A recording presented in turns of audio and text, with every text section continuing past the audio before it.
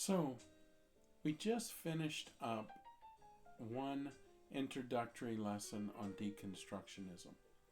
What I'd like to do is build on that just a little bit and present it a little bit differently. Very much the same material that we just covered in deconstructionism, but from just a little bit more breakdown, perhaps, to reinforce it.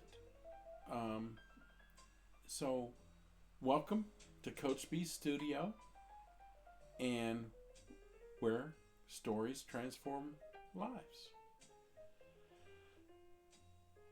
As we mentioned, we've already explored a transformative process called deconstructionism, a key ingredient that I use to help us rewrite our stories and the goal is to create a more empowered life and through an empowered story. And this will open the door to us exploring the journey or struggles of the hero's journey. That will be an interesting presentation, I hope. So today we're going to continue the deeper discussion into deconstructionism. What it is, how it works, and how it can help you uncover and rewrite the narratives that shape your life. Keeping in mind, our fundamental assumption here is that we can see patterns of thinking, feeling even, or responding to the world, and ultimately put that in story form, possibly a meta process, which we will also present on. But with that story can become a prison. If you've ever felt trapped by a belief, a story about yourself or your circumstances, that's what I'm talking about. This video is for you. So let's get started. Again, what is deconstructionism? It was first introduced, as you'll recall, by Jacques Derrida. It's a way of looking at the world that empowers us to go ahead and challenge the ideas in us that come out, the words and meanings that are fixed. You've probably read or heard of the book, Don't Believe Everything You Think. Well, certainly that holds true, and don't believe every story you tell about yourself or others tell. It encourages us, deconstructionism that is, to, again, look at the world that challenges the idea that words and meanings are fixed, and to dig deeper into our stories, our assumptions, and our structures. That's key work in what we do. We live by,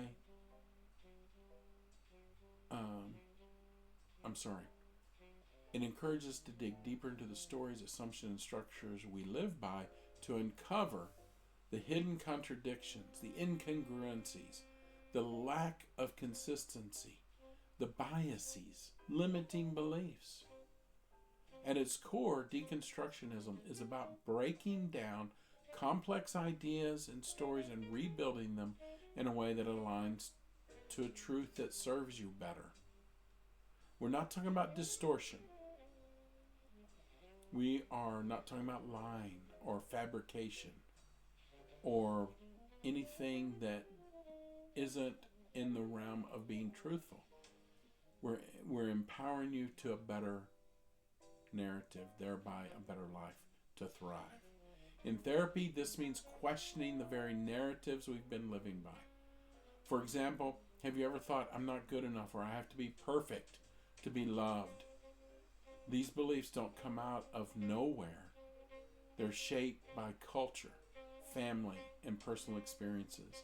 Deconstruction helps us unpack where they come from, and more importantly, whether they're serving us. It is true that through early recollections, we may be able to reason out where they came from.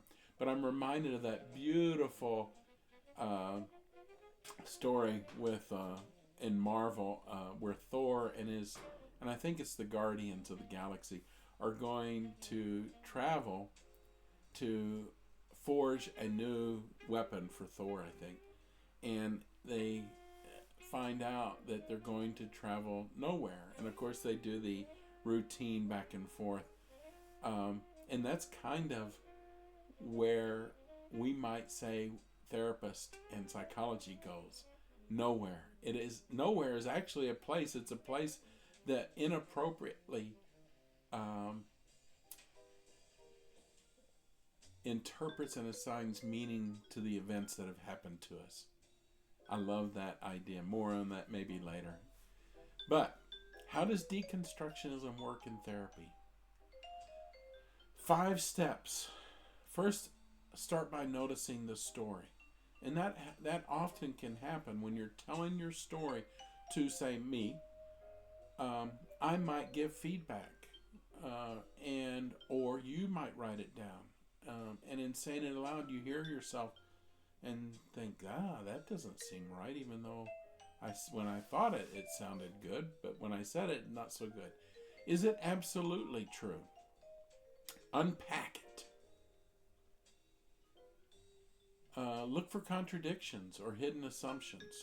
For example, does "I'm a failure" ignore your resilience and successes? Question it. Ask yourself, where did this come from? Who or what taught me this? Sometimes we don't have a clue. Is it absolutely true? I said that. Imagine a different way to say this story. That's what another person is useful for too. One that includes nuance and self-compassion. And finally, rebuild. Derrida pointed out a good point. Anybody can tear it apart. That's the easy work. The real work, and one that we must, if we're going to tear apart, we are morally, ethically obligated to rebuild. Rewrite the belief into something empowering, like, I've faced challenges and overcome them and learned from them. That makes me stronger. Therefore, Here's a real life example. Let's say you believe I have to be perfect to be loved. Through deconstruction, you might realize this belief came from a childhood where love felt conditional on achievement. You'll unpack this and see that no one is perfect. And love is about connection, not perfection. And it has, perhaps we go to Gary Chapman's work. And how do you use the love language? How do you behave as if you're in love? From there, you could rewrite it as, I deserve love, others deserve love for who I am and who they are. We deserve love. Not for what I do, but for what I am. Where does deconstructionism show up in therapy? Deconstructionism isn't just theoretical. This is important. It's practical. It's pragmatic. It shows up in several therapeutic approaches. It aligns very much with William James and Adler. Stream of consciousness writing, where you free write about your thoughts, revealing hidden patterns or assumptions. As you reread it, you might start deconstructing the underlying beliefs. Again, narrative therapy, where we view your life as a series of stories, and deconstructionism helps you separate from these stories and choose ones to rewrite. A phrase I'll use here, observing the observer, or observing the object. Mindfulness teaches us to observe our thoughts without judgment. Deconstruction adds another layer, helping us ask questions about these thoughts. Are they true? Where do they come from? Are there other truths that could be present also that maybe we should focus on? So, this process can be wonderfully liberating, invigorating, enthusiastic, because it gives you the tools to take ownership of your story instead of being trapped by it. Here's a quick exercise. Write down a belief that feels limiting. For example, I'm not smart enough to succeed. Ask yourself, where did this belief come from? What evidence do I have for or against it? Rewrite it into something more truthful and kind. Kindness is important. Like, I'm capable of learning and growing no matter where I start. Just like my channel. Always growing. And I obviously did not start in a state of perfection, visually or otherwise. Take your time with this. It's a powerful way to shift how you see yourself and your potential. So why does this matter? Deconstructionism matters because it reminds us that the stories we live by are not set in stone. What a wonderful metaphor. They're written by experiences, influenced by culture, and shaped by time, but we can edit and rewrite them. At Coach B Studio, we believe, fundamentally, you're the author of your own life, and every page is a chance to create something new.